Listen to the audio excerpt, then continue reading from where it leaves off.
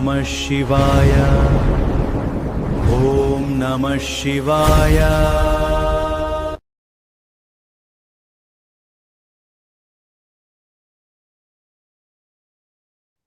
ஐந்தாவது ஆய்வு ஜாதகத்தை தொடங்குவதற்கு முன்பாக இந்த வகுப்பு இனிதே நடந்து முடிப்பதற்கு எல்லாம் வல்ல இறைவனையும் சிவபெருமானையும் மனதில் நினைத்து ஒரு நிமிடம் வேண்டிக் கொள்ளும்படி அன்புடன் கேட்டுக்கொள்கிறேன்.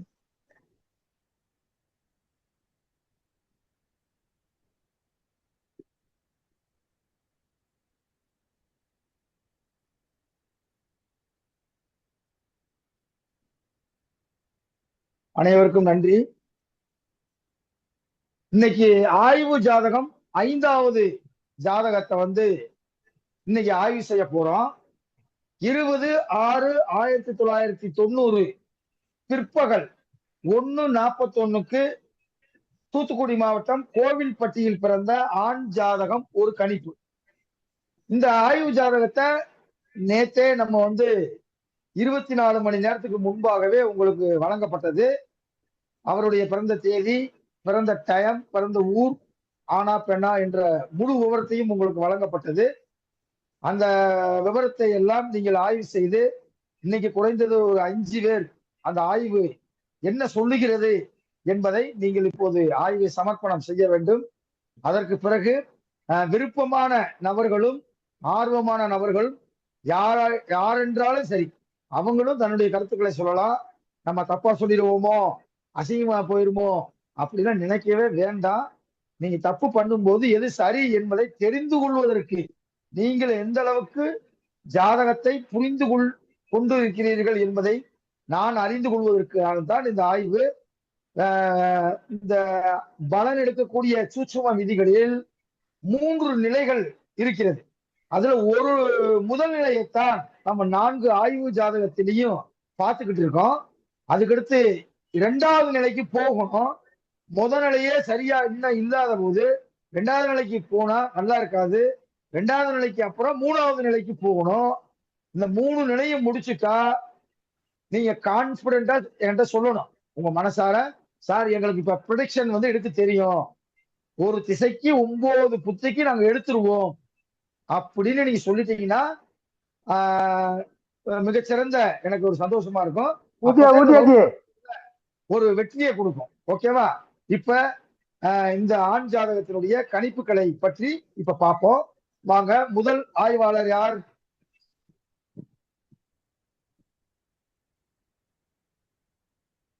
யார் முதல் ஆய்வாளர்? சார் வணக்கம் சார். சார் நானே சொல்றேங்க சார். சரி சொல்லுங்க சார். என் நேம் எல்லாம் சொல்லாங்களா? ஆமா, பேரு ஊரு அவங்களோட நேம். சார் வணக்கம் சார். என்னோட பேரு நித்யா. நான் கள்ளக்குறிச்சில இருந்து பேசுறேன் சார். இங்க நிறைய பேர் நிறைய விஷயம் தெரிஞ்சவங்க இருக்காங்க. நான் தப்பா சொன்னா மன்னிச்சுக்கோங்க சார். லக்னாதிபதி புதன் சுபரா இருக்காங்க. அவங்க சுபர் மனையிலயும் இருக்காங்க.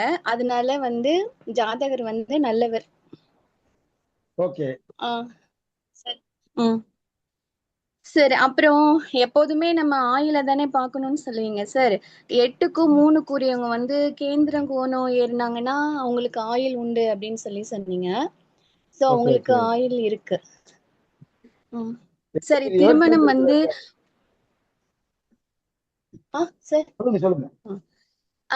சார் திருமணம் 1-5-9 தொடர்பு இருந்தா காதல் திருமணமா இருக்கும்னு சொன்னீங்க.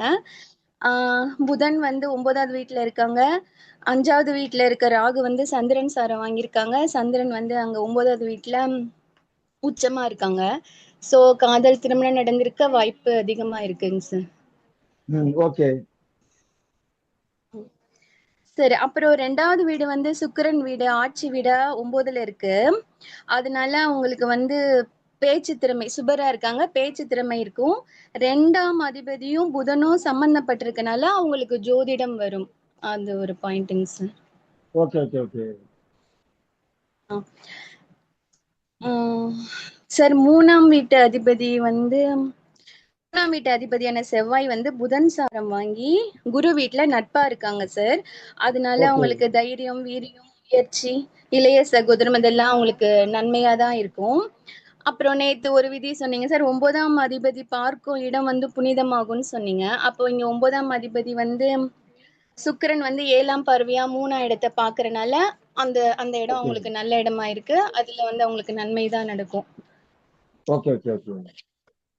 சார் அப்புறம் செவ்வாய் வந்து 2, 4, 7, 8, 12ல இருந்தா செவ்வாய் தோஷம்னு சொல்லுவாங்க. இவங்களுக்கு ம் வந்து செவ்வாய் 7ல இருக்கு. ஆனா சனியும் 3ஆம் பார்வையா பாக்குது. இந்த 2, 4, 7, 8, 12ல செவ்வாய் இருந்து சனி பார்த்தா தார தோஷம்னு ஒரு விதி இருக்கு. ஆனா இவங்களுக்கு செவ்வாய் திசை வந்து இவங்களுக்கு சின்ன வயசுலயே முடிஞ்சிடுச்சு. 14 ம். டு 21 வயசுக்குள்ளே முடிஞ்சிடுச்சு. அதுக்கு சூப்பர் நம்ம சூப்பர். பயப்பட தேவையில்ல. ஆனா இந்த புத்தி நடக்கிறப்போ நம்ம கொஞ்சம் கவனமா இருந்துக்கணும் அப்படின்னு நினைக்கிறேங்க சார். Okay okay. சார் அப்புறம் சுக்கிரனும் புதனும் ஒரே வீட்ல இருந்தாங்கன்னா அது லக்ஷ்மி நாராயண ராஜயோகம்னு சொல்றாங்க. ஓகே அதுவும் அது அவங்களுக்கு பாக்கியஸ்தானத்திலேயே இருக்கனால அது ஒரு யோகமா இருக்குங்க சார். Okay okay okay.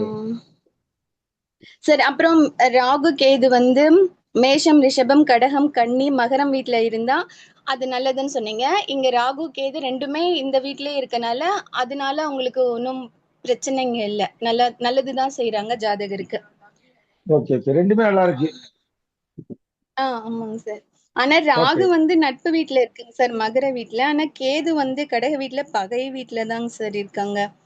ஆனா கடக வீட்ல கேது இருந்தா நல்லதுதான் ராகு கேது. அப்படின்னு இந்த நீங்க இடத்துல சொன்னீங்க. வீடு கொடுத்தவன் உச்சமா இருக்கான்ல, அதனால அது நன்மைதான் ராகுக்கோ செய்யும். ராகுக்கோ கேதுவுக்கோ வீடு கொடுத்தவன் ஆட்சியோ உச்சமோ அடைந்திருந்தால் அந்த ராகு கேது நல்லது செய்யும். அப்ப கேது நல்லது சரி. செய்யும். அதுபோக ம். மேச ரிஷபம் கடகம் கன்னி மகரம் 5 இடத்துல ராகு கேது இருக்கணும் அப்படின்னு சொன்னேன். 11ஆம் இடத்துல வேற ம். இருக்கு. அப்ப நல்லதுதான். இப்ப ராகுவும் நல்லா இருக்கு, கேதுவும் நல்லா இருக்கு. ஓகே, அடுத்து சொல்லுங்க. ஆ சார் கன்னிக்கு வந்து தொல்லை தரும் கிரகம் வந்து குரு சார். அது வந்து 1, 5, 9ல இருந்தா நன்மை செய்யும். ஆனா இவங்களுக்கு அதுல இல்ல. அதுல குரு வேற இவங்களுக்கு பாதகராவும் வருது. இவங்களுக்கு அடுத்து வர கரெக்ட். திசை வந்து குரு திசையா வருது. அதனால அவங்க கொஞ்சம் கவனமா இருந்துக்கணும் சார். அடுத்து ஓகே ஓகே. 5ல சனி இருக்கு சார். ஆக்சுவலா 5ல சனியும் ராகுவும் இருக்கு. ஆனா அது டிகிரி வந்து ரொம்ப வித்தியாசம் இருக்கனால அது இணைவுல இல்ல. தனித்தனி கிரகமா தான் செயல்படுது. 5ல சனி இருக்கனால உங்களுக்கு விஐபியோட தொடர்பு கொஞ்சம் அதிகமா இருக்கும். சூப்பர் அப்புறம் சூப்பர். சனி வந்து வக்ரம் பெற்ற சனி வந்து ஆட்சி வீட்ல இருக்கனால அது உச்ச பலனை தரும். Okay okay. சனி வந்து ஆட்சி ராசி கட்டம் நவாம்ச கட்டம் 2லயுமே ஒரே இடத்துல இருக்கனால அது வர்க்கோத்தமமா இருக்கு. அது உச்சமா வேற இருக்கு. அதனால சனினால அவங்களுக்கு நிறைய நன்மைகள் நடக்கும் சார். அது சமராவும் வருது அவங்களுக்கு லக்கண சமராவும் சரி சரி வராங்க. சரி சரி சரி. சார் அப்புறம் அடுத்து. 4வது இடத்த வந்து குரு வந்து அவர் வீட்டை அவரே பாக்குறாங்க. ஆனா குரு வந்து இவங்களுக்கு தொல்லை தர கிரகமா இருக்கு இல்லைங்க சார். அப்ப அது ஆமா. அவங்களுக்கு நன்மை செய்யுமாங்கிறது தெரியல.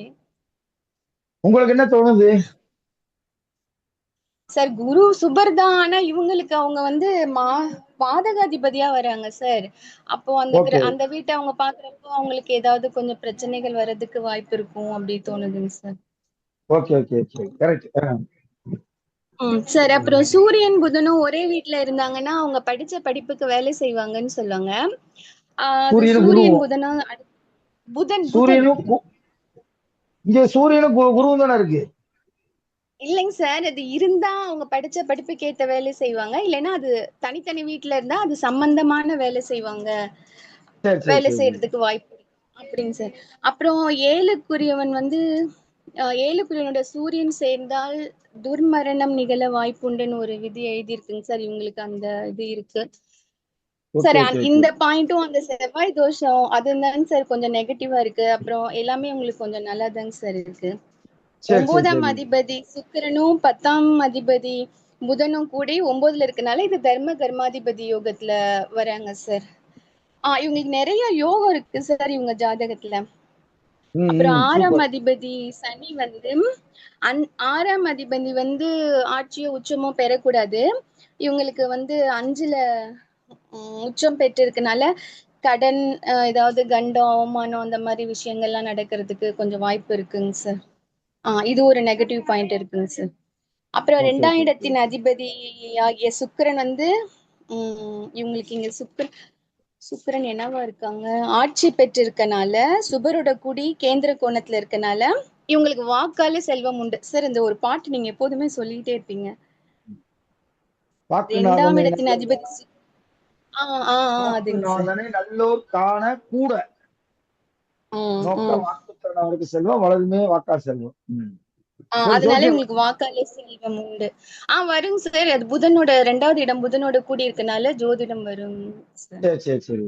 அப்புறம் 9ல சந்திரன் இருந்தா அவங்க பாக்கியவான், தெய்வ பக்தன், புத்திர பாக்கியம் மெத்த உண்டு. அந்த பலன் இருக்கு.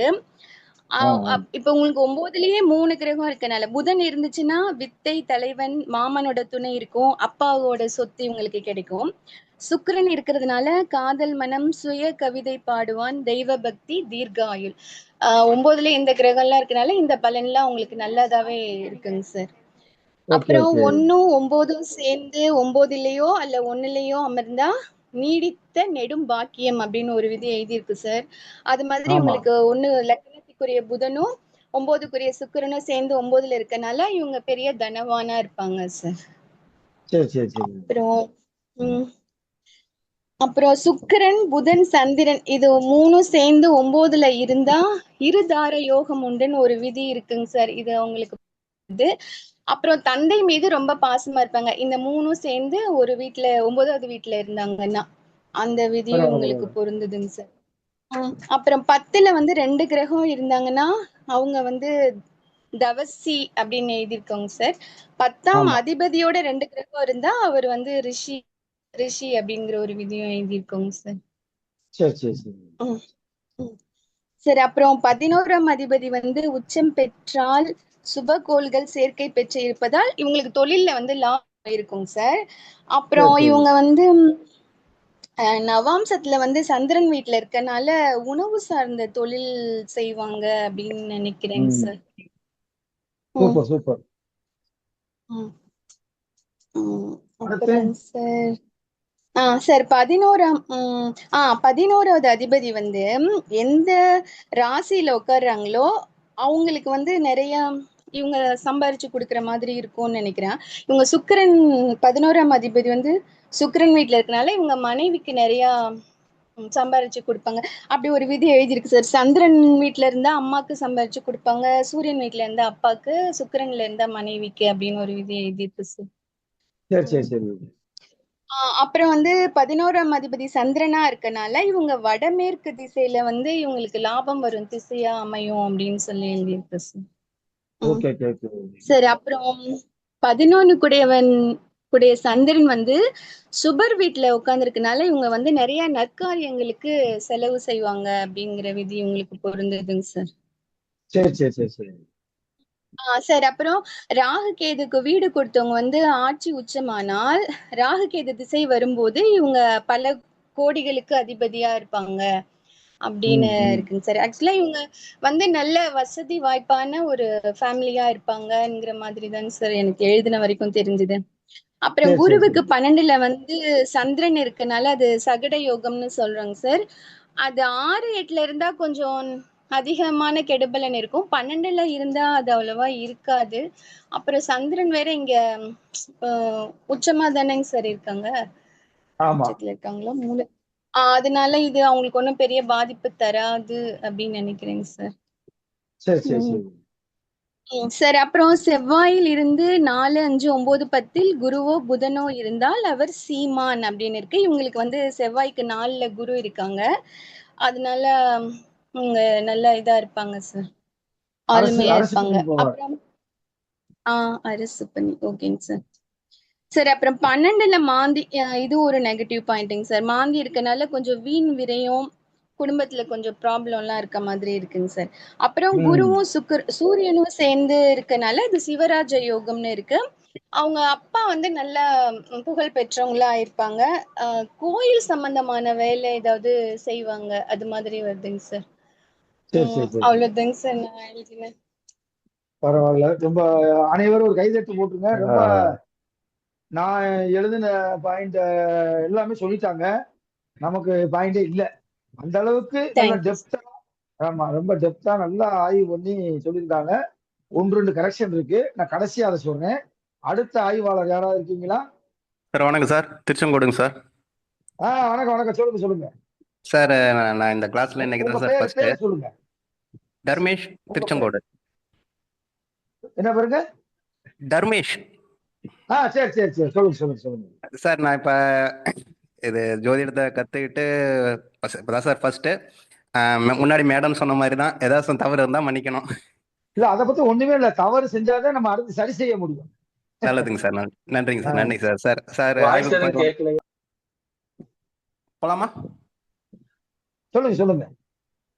கேட்கலன்னு சொன்ன மாதிரி இருந்துச்சு. இப்போ கேக்குதா? இல்ல கேக்குது கேக்குது சார். வேற யாரோ மைக் ஆன் பண்ணி பேசுறாங்க. நீங்க ஓகே சார், பேசுங்க. Okay sir, okay sir. Sir இப்போ வந்து இவர் பிறந்தது 20/6/1990.